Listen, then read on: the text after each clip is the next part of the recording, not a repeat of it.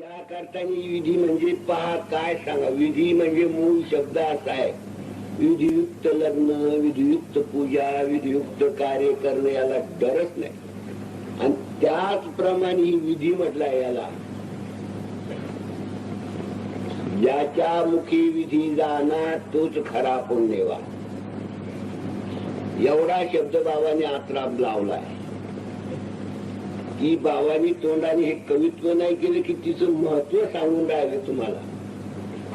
की कवित्व नाही केले की बाबा असे वर गेले खाली आले, हे कवित्व नाही.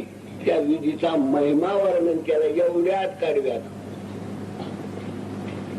ज्याच्या मुखी विधी जाणार तोच खरा पुण्यवान. तर त्या विधीचं वर्णन केलंय बाबाला की ज्याच्या मुखात असेल त्याचं वर्णन होणार नाही. मरणप्रायण झालेले लोक या विधीने फटकन सजीव होतात. आणखी कोणता अनुभव पाहिजे तुम्हाला? आता सांगितलं सोन्याला घ्यायला पैसा लागतो आणि याला घ्यायला पुण्य लागतं, तर ती डोक्यात बसवेल आणि मग कुणी भावना निर्माण होईल आणि मग कुणी करी.